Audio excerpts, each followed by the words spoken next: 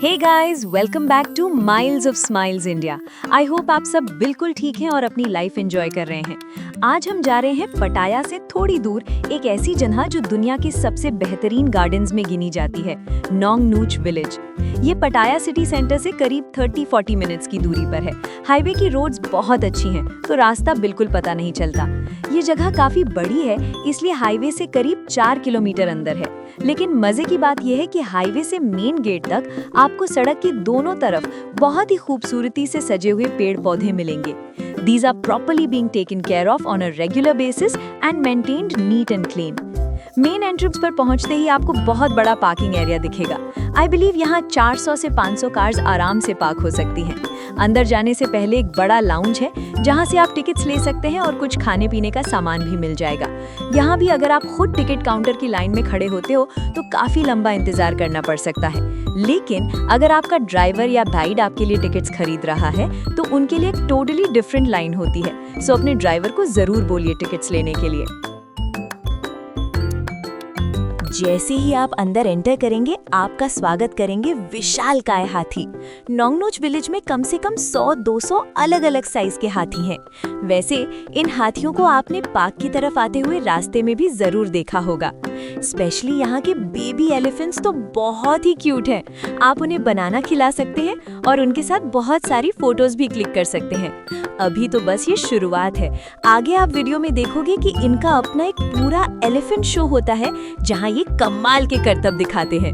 अब हम एंटर कर रहे हैं इस पूरे विलेज के सबसे यूनिक हिस्से में, द कैक्टस गार्डन। दोस्तों, मैं दावे के साथ कह सकती हूँ कि आपने ऐसा नजारा पहले कभी नहीं देखा होगा। ये एशिया के सबसे बड़े और बेहतरीन कैक्टस पार्क्स में से एक माना जाता है। जैसे ही आप यहाँ कदम रखेंगे, सबसे पहली चीज जो आप नोटिस करेंगे वो है यहाँ की सफाई। It is incredibly neat and clean. हर एक पौधे को बहुत ही तरीके से लगाया गया है और इसे प्रॉपर्ली मेंटेन किया जाता है। यहाँ आपको वर्ल्ड क्लास कैक्टस वैरायटीज देखने को मिलेंगी जो दुनिया के अलग अलग कोनों से, जैसे मेक्सिको और अमेरिका के रेगिस्तानों से यहाँ लाई गई हैं। जरा इन कैक्टस की हाइट तो देखिए। यहाँ कुछ कैक्टस तो 20 फीट से भी ज्यादा ऊंचे हैं। इन्हें देखकर यकीन नहीं होता कि एक कैक्टस इतना विशाल भी हो सकता है। यहाँ छोटे छोटे गोल्डन बैरल कैक्टस से लेकर ऊंचे सगवारो स्टाइल के कैक्टस तक सब कुछ मौजूद है। सबसे अच्छी बात यह है कि पूरा एरिया बहुत ही सलीके से सजाया गया है। पत्थरों का काम, सैंड अरेंजमेंट और पौधों की कटिंग, सब कुछ टॉप नॉच है। अगर आप फोटोग्राफी के शौकीन हैं, तो यहाँ हर कदम पर एक परफेक्ट शॉट इंतजार कर रहा है। यहाँ की वैरायटी देखकर आपको समझ आएगा कि क्यों इसे वर्ल्ड क्लास कहा जाता है। वाकई ये कुदरत की कारीगरी और इंसानी मेहनत का एक अद्भुत मेल है। इसके बाद आता है एक सुंदर गार्डन जो लश ग्रीनरी से भरा हुआ है। यहाँ पेड़ों को टोपियरी स्टाइल में काटा गया है, यानी उन्हें जानवरों और अलग अलग सुंदर शेप्स की शक्ल दी गई है। अब अपना दिल थाम लीजिए, क्योंकि हम एक ऐसी जगह जा रहे हैं जहाँ वक्त पीछे मुड़ जाता है, द डायनासोर वैली। दोस्तों, ये सिर्फ एक पार्क नहीं है, ये एक अलग ही दुनिया है। जैसे ही आप यहाँ कदम रखते हैं, आपको यकीन नहीं होगा कि आप 21st सेंचुरी में हैं या जुरासिक पार्क की किसी मूवी में। यहाँ हजारों की तादाद में लाइफ साइज डायनासोर रेप्लिकाज हैं, जिनकी बनावट इतनी रियलिस्टिक है। उनकी स्किन का टेक्सचर, उनकी आंखें और उनके एक्सप्रेशन देखकर लगता है जैसे वो अभी हिलने लगेंगे। ये पूरा एरिया बहुत बड़े हिस्से में फैला है और 2 फ्लोर लेआउट में बना है, जिससे आप इन विशाल जानवरों को अलग अलग एंगल से देख सकते हैं। यहाँ सिर्फ टीरेक्स ही नहीं, बल्कि हर वो प्रजाति मिलेगी जिसका नाम आपने सुना होगा। कुछ पहाड़ियों से झांक रहे हैं तो कुछ पेड़ों के पीछे छुपे हैं। हर डायनासोर के साथ उनकी जानकारी भी दी गई है और फोटोग्राफी के लिए तो ये जगह जन्नत है।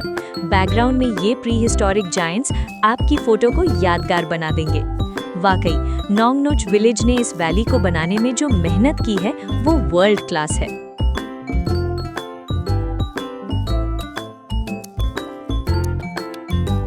डायनासोर वैली के रोमांच के बाद अब हम बढ़ रहे हैं चीता पार्क की तरफ। दोस्तों, यहाँ का नजारा देखकर आप दंग रह जाएंगे। यहाँ 1 या 2 नहीं, बल्कि 100 से भी ज्यादा चीते एक साथ इस पार्क में बैठे हुए हैं। इनकी बनावट इतनी सटीक है कि ये सीधा आपकी आंखों में देख रहे होते हैं। It is so realistic that sometimes it is confusing whether it's real or artificial. हर एक चीता अपनी एक अलग पोज में है और ऐसा लगता है जैसे वो बस झपट्टा मारने ही वाले हैं। ये पूरा एरिया बहुत ही फोटोजेनिक है। आप जहां भी कैमरा घुमाएंगे आपको एक परफेक्ट शॉट मिलेगा। इसके ठीक बाद आता है नोंगनुच का अनोखा एंट पार्क। यहाँ आर्टिफिशियल बड़े साइज की बहुत सारी चींटियां हैं जिन्हें बहुत ही ब्राइट और शानदार कलर्स दिए गए हैं। इन्होंने यहाँ एक विशाल एंट टावर भी बनाया है जो देखने में बहुत ही क्रिएटिव लगता है। सच कहूँ तो अगर असलियत में चींटियां इतनी कलरफुल होती तो मजा ही आ जाता, लेकिन इतने ह्यूज साइज की चींटियां वो तो बिल्कुल नहीं होनी चाहिए। It's actually a little scary to imagine them being this big, but trust me, यहाँ इनके बीच में वॉक करना और रील्स बनाना एक बहुत ही मजेदार और हटके एक्सपीरियंस है। यहाँ हमने बहुत ही सुंदर और स्काई टचिंग दिव्य बुद्ध मूर्तियाँ देखी। इनमें बोधिसत्वा गुआनीन, लाफिंग बुद्धा और गौतम बुद्धा की बहुत ही भव्य प्रतिमाएं शामिल हैं। इनकी कारीगरी और सुंदरता देखकर मन को बहुत सुकून मिलता है। यहाँ एक बहुत ही सुंदर ओपन टेम्पल ऑफ बुद्धा भी बना हुआ है। खुले आसमान के नीचे इन दिव्य मूर्तियों के बीच ऐसा लगता है जैसे समय रुक गया हो। It is truly a spiritual and serene experience. Nong Nooch village की आर्टिस्टिक कला यहीं खत्म नहीं होती। जैसे जैसे आप आगे बढ़ेंगे आपको जानवरों की एक पूरी दुनिया दिखेगी। यहाँ लाइन में खड़े giraffes, giant jungle pigs, deer, fox and many more, और एलिफेंट्स तो हैं ही। साथ ही आपको कैपिबारा, वाइल्ड गोट्स और ऑस्ट्रिच के भी बहुत ही सुंदर स्टैचूज दिखेंगे। ताज्जुब तो तब होता है जब आपको यहाँ बीच पार्क में सील्स और वॉलरस भी नजर आते हैं। इनमें से कुछ मूर्तियां सड़क के दोनों तरफ आपका स्वागत करती हैं, तो कुछ पूरे पार्क में अलग अलग ग्रुप्स में फैली हुई हैं। यहीं पर आपको समुद्र मंथन का एक बहुत ही शानदार और भव्य स्ट्रक्चर भी देखने को मिलेगा। इसे देखकर आपको तुरंत बैंकॉक एयरपोर्ट यानी सुवर्ण भूमि की याद आ जाएगी, क्योंकि बिल्कुल वैसा ही खूबसूरत और विशाल समुद्र मंथन का स्टैचू वहां भी बना हुआ है।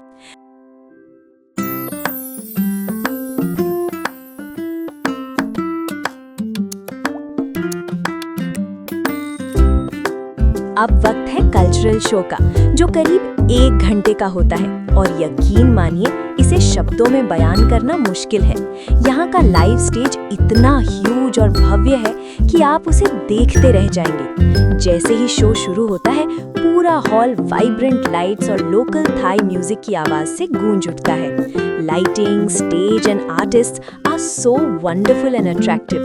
डांसर्स की कलरफुल ड्रेसेस इतनी डिटेल्ड और चमकदार होती हैं कि स्टेज पर हर तरफ रंग ही रंग नजर आते हैं। शो की डायरेक्शन एकदम वर्ल्ड क्लास है, चाहे वो थाईलैंड की हिस्ट्री दिखाना हो या उनकी ट्रेडिशन। यहाँ एक वॉर बेस्ड ड्रामा भी होता है जिसमें असली हाथी स्टेज पर हिस्सा लेते हैं, जो इसे एक लाइव स्पेक्टिकल बना देता है।